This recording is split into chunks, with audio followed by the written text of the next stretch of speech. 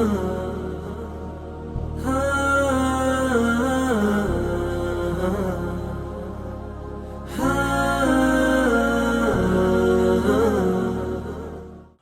بالله من الشيطان الرجيم. بسم الله الرحمن الرحيم. الرحمن علم القرآن خلق الإنسان علمه البيان الشمس والقمر بحسبان والنجم والشجر يسجدان والسماء رفعها ووضع الميزان ألا تطغوا في الميزان وأقيموا الوزن بالقسط ولا تخسروا الميزان والأرض وضعها للأنام فيها فاكهة والنخل ذات الأكمام والحب ذو العصف والريحان فبأي آلاء ربكما تكذبان خلق الإنسان من صلصال كالفخار وخلق الجان من مارج من نار فبأي آلاء ربكما تكذبان صدق الله العظيم. السلام عليكم ورحمة الله وبركاته. دار الكبرى قرآن النايدين تمرت معكلوش نن. دار الكبرى قرآن النايدين تمرت معكل قرآن كقاعدة جمرو اسك حفظ درس ያስተማረ ቆይቷል። دار الكبرى እንግዲህ አሁን ደግሞ በአይነቱ ልዩ ሆኖ የተለያዩ አዳዲስ ፓኬጆችን ይዘው ወደ እናንተ ብቅ ብሏል።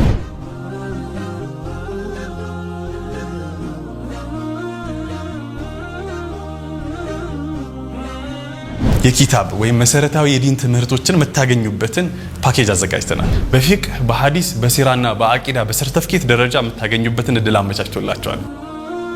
ምናልባት ቁርአንን በአካል ወይም በኦንላይን የማንበቢያ ጊዜ ካጡ በ15 ቀን ያለ ኡስታዝ መታነቡበትን የቪዲዮ ኮርሶችን አዘጋጅተንላችኋል። ተርቢያ በጣም ወሳኝ ነገር ነው። ከቤቱ ሆነው በኦንላይን ሊያገኙት የሚችሉ የልጆች አስተዳደግ በቁርአን ምልከታ በሚል ርዕስ ትሬኒንግ አዘጋጅቶላችኋል። ተጨማሪ ፓኬጆችን ማግኘት ከፈለጋችሁ ዳሩል ኩብራን ምርጫው ያድርጉ። አሁን ባለንበት ተጨባጭ በብዛት ከምናስተውላቸው ብዙ የኡማው ክፍተቶች መካከል በተለይ መምህሮቻቸው፣ ኡስታዞች፣ አስተማሪዎች ችግር የለውም አስተማሪዎች ምናምን ላይሆን ይችላሉ ተውጂህ የሚያደርጉ ማህበረሰቡን አቅጣጫ የሚያስይዙ አካላት ጋር ከመልእክተኛው አስተምህሮ ሊሆን ይችላል፣ ከቀጥተኛው ከአላህ Subhanahu Wa Ta'ala ከቁርአን አስተምህሮ ሊሆን ይችላል፣ ከትልቅ ሊቃውንቶች ምልከታና ቃላቶችን ንግግሮችን ተውዚፍ ወደ መሬት ከማውረድ ጋር ህዝቡ ጋር ከማድረስ ጋር በተያያዘ አንድ በጣም ትልቅ ክፍተትን እናስተውላለን ይላሉ አሊሞች። ከነዚህ መካከል የመጀመሪያው ማህበረሰቡ በተመሳሳይ በሽታ የተጠቃ ይመስል በተለያየ ኮንቴክስት ማለትም ተጨባጭ በተለያየ ሁኔታና ምክንያት ለተለያዩ ሰዎች የተጠቀሱ ሐሳቦችንና አስተምህሮችን አንቀጾችን ሐዲሶችን ለመላው ማህበረሰብ አዩሃናስ በሚል ወይም የሚል ይዘት ባለው መልኩ ለሰው ማስተላለፍ ነው። ለምሳሌ አንድ ሐሳብ ነው ነብዩ መሐመድ ሰለላሁ ዐለይሂ ወሰለም ከዱንያ ጋር በተያያዘ አላህ Subhanahu Wa Ta'ala ጨምሮ በጣም የተለያየ ሐሳቦች አሏቸው፣ ብዙ አስተምህሮች አሏቸው። ከነዚህ መካከል አንድ ሰው ለምሳሌ ዱንያ ላይ በጣም ዝፍቅ ብሎ ዱንያ በፍቅሯ ተጠምቆ ቺና ዓለም ብቻ የሚያሯሩጥ ሆኖ ከኢባዳው የምታዘናጋ ሆኖ ምናም ካዩት ምን ይሉታል? ጠርተውት ቀረብ አድርገውት ዱንያ እኮ ማለት لا تساوي عند الله جناح بعوضة እንዴ ለምንድን ነው የምትለፈው? ይሄን ያክል ለምንድን ነው የምትሮጠው? አኺራህን እኮ አስረሳ፣ አላማህን እኮ አስረሳ፣ የመኖር እኮ ሚስጥርህን እኮ አስረሳ። እቺ እኮ እንዲህ የምትለፋላት ዱንያ አላህ ዘንዳ لا تساوي عند الله جناح بعوضة የትንኝ ክንፍ አንደኛው ሰይድ ለምሳሌ ቢምቢ ብላችሁ ሰዱትና ከዛ የቢምቢ አንደኛው ክንፉን ማለት ነው። ምንድነው አሁን ቢመዘን ምን ያክል ቫልዩ ነው ወይም ግራም ይሆናል አላቅም። እንግዲህ ምንም ልንል እንችላለን። ወይም ባህር ላይ ውሃ እንደዚህ እጃችንን ከተን ስናወጣ ጫፉ ላይ የምትኖረው ጠብታ ማለት ነው። ምንድነው ከባህሩ ምን ይቀንሳል? ምንም። ልክ አላህ ዘንዳ ይሄን ያክል ምንም ቦታ የሌለው ነገር ነው ብለው መለስ እንዲል አሁን እየሮጠበት ካለው ፔሱ ከጉዳዩ ጋር በተያያዘ ፍጥነቱን እንዲቀንስ ሐሳብ ይሰጡታል። ለኛው ደግሞ አላህ Subhanahu Wa Ta'ala ለፈልገው ዓላማ ዱንያን ሲያውላት አላህ Subhanahu Wa Ta'ala ለሻው ኸይር ነገር ዱንያን ሲያውላት ሲሰጥ በትክክል ቸርነትን ሲያሳይ ትልልቅ ፕሮጀክቶችን ባለው ሀብትና አቅም ሲያንቀሳቀስ ለትልልቅ ዓላማ ለማሳካት ሲሯሯጥ ደግሞ ካዩት እዚህ ዓለም ላይ እኮ ካሉ ምርጥ ነገሮች በላጭ ነገሮች ጥሩ ዱንያና መልካም ጎረቤት ወይም መልካም ዱንያና ጥሩ ሚስት ናት ብለው ደግሞ ሐሳብ ይሰጡታል። የበለጠ እዛ ጉዳይ ላይ እንዲበረታ ማለት ነው። የበለጠ እንዲሰራ፣ የበለጠ እንዲለፋ፣ የበለጠ እንዲሰጥ ማለት ነው። ሹፉ ነብዩ ሰለላሁ ዐለይሂ ወሰለም እንዴ ዱንያ አታስፈልግም በዚህ በኩል ብለው ነበር።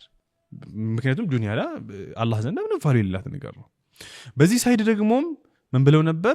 ኦኬ እዚህ ዓለም ላይ ካሉ ነገሮች ሁሉ በላጩ ጥሩ ገንዘብ፣ ጥሩ ሀብት እና መልካም ጎረቤትና መልካም ሚስት ናት።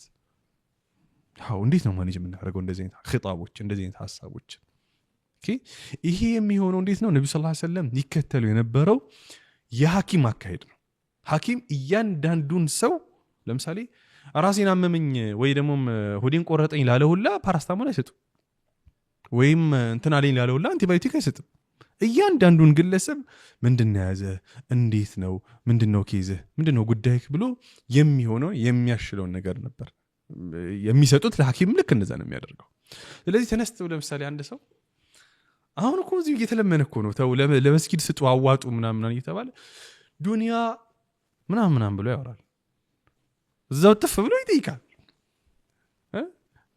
ከዛ ሰውየው ኮንፊውዝድ ነው። እውነት ነው እንግዲህ እኔ በጣም ዱንያ ላይ ተዘፍቄ ከሆነ ትንሽ መረጋጋት አለብኝ ማለት። ከዚህ የቸገረው ሰውዬስ እንዴ ምንድነው የሚለው? እኔ ብር ያስፈልገኛል፣ እንደዚህ አይነት ነገር ሰልቸኝ ደግሞ ምንድነው የሚሉን ምናምን ብሎ ደግሞ ኮንፊውዝድ ይሆናል ማለት ነው። ስለዚህ ሰዎችን ተውጂህ መናረግ አቅጣጫ መናሲዝ አካላት ይህን መልእክተኛዊ የሆነ አካሄድን መከተል አለብን። ማህበረሰቡ ላይ መጀመሪያ ጥናቶችን ማድረግ፣ ምርምሮችን ማድረግ ሪሊ ምንድነው የጎደለው ነገር፣ ምንስ ብለው ነው ከፓዙ ካለበት መንገድ ወዲያ ሳይል ቀጥተኛው መንገድ ላይ ሊቆይ የሚችለው የሚለውን አካሄድ መምረጥ ያስፈልጋል። ሐዲስ ስለሆነ ብቻ የቁርአን የአላህ Subhanahu Wa Ta'ala አንቀጽ ስለሆነ ብቻ ተብሎ አይነገርም። እያንዳንዱ ነገር ቦታ፣ ሰው፣ አህዋል፣ ሁኔታ፣ ተጨባጭ ምናምን የሚባሉ ነገሮችን ከግምት ባስገባ መልኩ ነው መሆን ያለበት።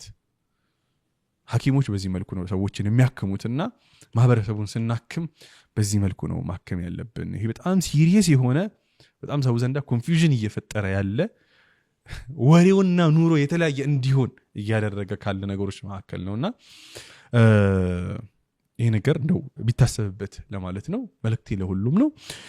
የዛሬው ቆይታችን የተከታተላችሁትን ይመስል ነበረ። ሜቢ ፕሮግራማችን ላይ ሐሳብ አስተያየት ካላችሁ 9282 ላይ ኤምኪውን በማስቀደም ሐሳብ አስተያየታችሁን መስጠት ትችላላችሁ። ሁሌም በራችን ክፍት ነው። የእናንተ ሐሳብ ያጎለብተናል፣ ወደፊት እንድንራመድ ያደርገናልና ሐሳባችሁን እንዳስስግብን። ቆይታችን በዚህ እናበቃለን።